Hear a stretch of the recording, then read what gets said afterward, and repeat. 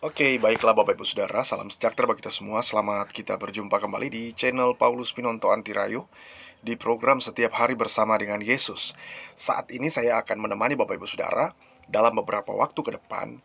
Namun sebelum Bapak Ibu Saudara nonton video ini, jangan lupa tekan tombol subscribe-nya bagi yang belum subscribe. Dan Bapak Ibu Saudara bisa komen di kolom komentar bawah ini, atau Bapak Ibu bisa like sebanyak-banyaknya dan share video ini sebanyak-banyaknya.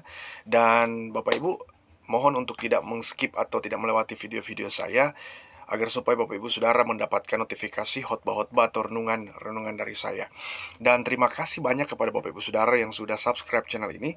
Semoga channel ini makin berkembang dan makin bermanfaat bagi Bapak Ibu Saudara yang sudah mendukung channel ini. Dan doa kami untuk Bapak Ibu Saudara agar supaya Bapak Ibu Saudara tetap diberkati dan tetap dalam perlindungan Tuhan. Tuhan berikan kesehatan dan kekuatan. Dan jika Bapak Ibu Saudara membutuhkan layanan doa, ya silakan tinggalkan komentar di kolom komentar di bawah ini, atau bisa menghubungi kami di 0852 4030 2930. Nanti tim doa kami, tim doa Yabes, akan mendoakan Bapak Ibu Saudara dalam pergumulan dan dalam pengharapan kepada Tuhan. Dan tema khotbah saya hari ini untuk kita semua adalah seorang imam yang mengasihi Tuhan. Kita boleh temukan ayatnya dan kita buka Alkitab kita baca dalam kitab Keluaran pasal 29 ayat yang pertama sampai ayat yang ketujuh. Saya akan bacakan buat kita semua. Inilah yang harus kau lakukan kepada mereka untuk menguduskan mereka supaya mereka memegang jabatan imam bagiku. Ambillah seekor lembu jantan muda dan 2 ekor domba jantan yang tidak bercela, roti yang tidak beragi, dan roti bundar yang tidak beragi, yang diolah dengan minyak, dan roti tipis yang tidak beragi, yang diolesi dengan minyak dari tepung gandum yang terbaik. Haruslah kau buat semuanya itu, kau taruhlah semuanya dalam sebuah bakul, dan kau persembahkanlah semuanya dalam bakul itu. Demikian juga lembu jantan dan kedua domba jantan itu. Lalu kau suruhlah Harun dan anak-anaknya datang ke pintu kemah pertemuan, dan haruslah engkau membasuh mereka dengan air. Kemudian kau ambillah pakaian itu, lalu kau kenakanlah kepada Harun kemeja, gamis baju atau gamis baju efod dan baju efod serta tutup dada. Kau kebatkanlah sabuk baju efod kepadanya. Kau taruhlah serban di kepalanya, dan jamang yang kudus kau bubuh pada serbang itu. Setelah itu kau ambillah minyak urapan dan kau tuang ke atas kepalanya, dan kau urapilah dia. Nah, Bapak Ibu Saudara, kita telah membaca kitab Keluaran atau kitab Pentatuk. Kitab ini yang terdapat dalam kitab Keluaran pasal 29 ayat 1 sampai 7 itu menceritakan tentang seorang nabi. Nah, Bapak Ibu Saudara, nabi di sini disebut ya oleh orang-orang Ibrani, yaitu Kohen ya. Ya, istilah ini sering kita dengar ketika ada orang-orang Ibrani yang menyebut imam mereka yaitu Kohen ketika sedang melakukan tugas ya, ketika sedang beribadah, melakukan peribadatan atau uh, pengorbanan ya, atau memberikan suatu korban. Nah, indikasinya kepada seorang imam atau kohen. Nah, jabatan keimaman Israel ini dipegang oleh suku Lewi, ya kita kita tahu bersama, dan para imam yang diangkat oleh Allah, ya. Kita bisa lihat itu dalam Keluaran pasal 28 ayat yang pertama, atau kemudian Bilangan pasal 3 ayat yang ke-10. Nah, imam ini harus bertindak atas nama seseorang atau beberapa orang atau semua manusia atau orang-orang yang mau dikuduskan ya, dalam hal-hal yang berhubungan dengan Tuhan. Nah, sebagai contoh, ia harus mempersembahkan kurban, nah, dan mempersembahkannya itu karena dosa, ya, memohon doa syafaat bagi umat yang diwakilinya, dan juga memberkati umat tersebut. Nah, sehingga imam ini menjadi perantara antara manusia dengan Tuhan. Nah, menurut peraturan Yahudi, hanya imam besar yang diperbolehkan masuk ke dalam ruang maha suci atau ruang maha kudus di bait suci ya. Yaitu dia melakukannya dengan setahun sekali pada hari raya Yom Kippur atau Yom Kippur ya. Itu dirayakan 1 tahun sekali. Nah, di dalam ruangan suci tersebut ya, imam besar itu harus melakukan suatu korban atau mempersembahkan korban darah domba ya, sebagai ganti dosa seluruh rakyat orang Ibrani pada waktu itu di hadapan Tuhan. Nah, kalau kita bisa lihat dan temukan itu dalam kitab Keluaran pasal 29 ayat yang ke-42. Nah, di sini juga kita harus memahami bahwa ada imam-imam yang berada di luar suku Lewi, yaitu imam yang menurut peraturan Melkisedek. Nah, kalau kita mempelajari Alkitab secara holistik, ya, maka kita akan menemukan ternyata bukan hanya suku Lewi yang melayani, ya, tetapi juga ada imam-imam. Bahkan di dalam Perjanjian Baru, kalau kita tahu bersama bahwa ada imam-imam seperti imamat yang rajani, ya, mereka melayani karena eklesia, karena suatu terang yang membawa mereka sehingga mereka dapat memiliki perkenanan Tuhan itu sendiri.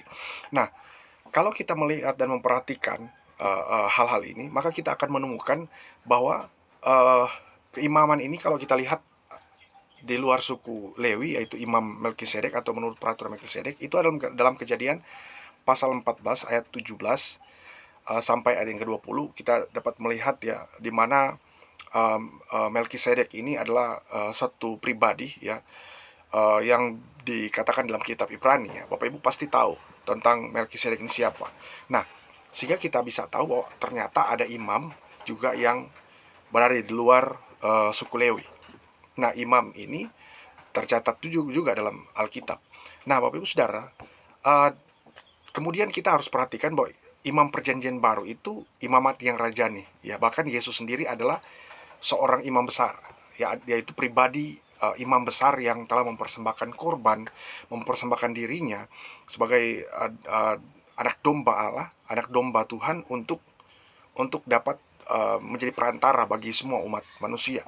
Nah, di sini ada beberapa alasan mengapa kita menjadi seorang imam yang mengasihi Tuhan. Nah, kita akan bisa tahu kenapa kita menjadi seorang imam mengasihi Tuhan. Tentu ada imam yang tidak mengasihi Tuhan. Ya, kita tahu bersama dalam Perjanjian Lama ada beberapa tokoh Alkitab yang mereka jatuh di hal-hal di mana mereka melakukan sesuatu yang nggak menyenangkan Tuhan, dan kemudian Tuhan menghukum mereka. Nah, di sini ada beberapa alasan mengapa kita menjadi seorang imam yang mengasihi Tuhan, yang mencintai Tuhan. Alasan pertama kenapa kita mengasihi Tuhan atau Bapak Ibu Saudara, karena begini juga bahwa ada suatu indikasi kepada seorang bisa dikatakan bahwa feminim itu dapat menjadi imam. Apakah bisa demikian?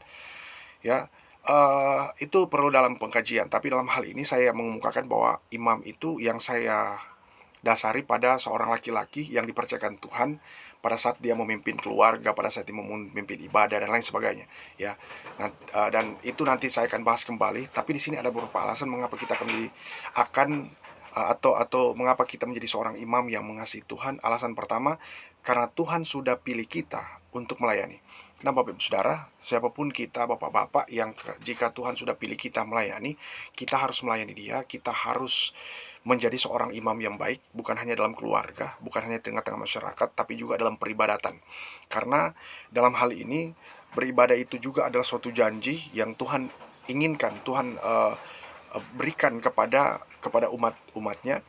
Bahkan selain bangsa Israel, selain orang-orang Ibrani, kita juga mendapat suatu status yang mulia seperti itu, ya, menjadi seorang imam, ya, untuk menuntun keluarga, untuk menuntun orang-orang yang dekat dengan kita, untuk dibawa menjadi suatu pengantara, ya, kita dengan Tuhan, agar supaya terjadi pendamaian, ya, dalam keluarga kita, dalam usaha kita, dalam pekerjaan kita, dan lain sebagainya. Nah, alasan kedua, Bapak Ibu Saudara, mengapa kita menjadi seorang imam yang mengasihi Tuhan? Karena Tuhan itu, ya, sudah pilih kita untuk maksudnya mulia. Tadi Tuhan sudah pilih kita untuk melayani. Sekarang kedua adalah karena Tuhan sudah pilih kita untuk maksud yang mulia. Tentu dalam hidup kita, Tuhan itu sudah punya plan bagi kita, ya. Untuk apa? Untuk maksud yang mulia. Kadang kita berpikir nih, Tuhan, apakah yang aku lakukan ini adalah hal yang mulia bagi Tuhan? Padahal, tapi, ya, jika itu memang berkaitan dengan hal-hal yang menyenangkan Tuhan, dengan kita mau beribadah kepada Tuhan, pasti itu adalah hal yang mulia, ya. Hal yang mulia adalah ketika kita memberikan hidup kita sepenuhnya kepada Tuhan, lalu kemudian kita membiarkan diri kita dituntun oleh Tuhan. Nah, itu alasan kedua, karena Tuhan pilih kita untuk maksud yang mulia. Pasti Bapak Ibu Saudara, ketika kita melayani Tuhan, ketika Tuhan memilih kita, itu ada maksud yang mulia, yang kadangkala di dalam pikiran kita masih banyak pertanyaan. hal mulia seperti apa yang Tuhan mau. Nah, dalam hidup ini, kalau indikasinya kita mau beribadah, maka Tuhan itu akan selalu memenuhi, akan selalu bahkan memenuhi hati kita loh. Karena kalau cuma berbicara tentang hal-hal materi, ya, tidak juga berbicara tentang hal-hal yang lain, ya. Kadang kita membatasi diri kita dengan apa? Dengan paradigma kita sendiri. Nah, itu alasan kedua, ya. Karena Tuhan sudah pilih kita untuk maksud yang mulia. Alasan ketiga, ya, mengapa kita menjadi seorang imam yang mengasihi Tuhan? Karena Tuhan sudah pilih kita untuk rancangan yang membawa damai sejahtera. Nah, Bapak Ibu Saudara, ini adalah hal yang luar biasa ketika Tuhan pilih kita untuk rancangan yang membawa damai sejahtera, yang membawa ketenangan, yang membawa suatu peace, ya.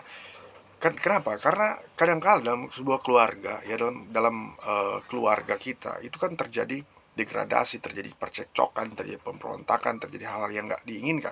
Nah, di sini peran dari seorang imam, ya, imam yang mengasihi Tuhan itu membawa keluarganya agar supaya merasakan damai sejahtera dan lain sebagainya.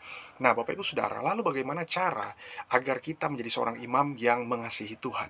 Nah, cara pertama, ya, cara di sini agar supaya kita adalah seorang imam yang mengasihi Tuhan adalah lakukan dengan benar apa yang Tuhan percayakan kepada kita.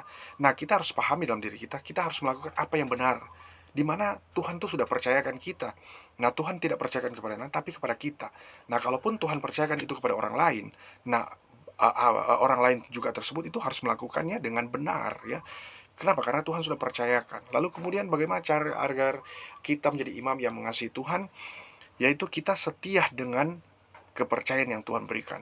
Nah, kadang ada orang yang setia hanya beberapa tahun saja, tapi dia meninggalkan dan tidak mau lagi mengikut Tuhan. Tetapi dalam hal ini, cara agar kita menjadi seorang imam yang mengasihi Tuhan adalah dengan kita setia dengan kepercayaan yang Tuhan berikan. Kemudian, lalu cara agar kita menjadi seorang imam yang mengasihi Tuhan, kita kembangkan apa yang Tuhan berikan.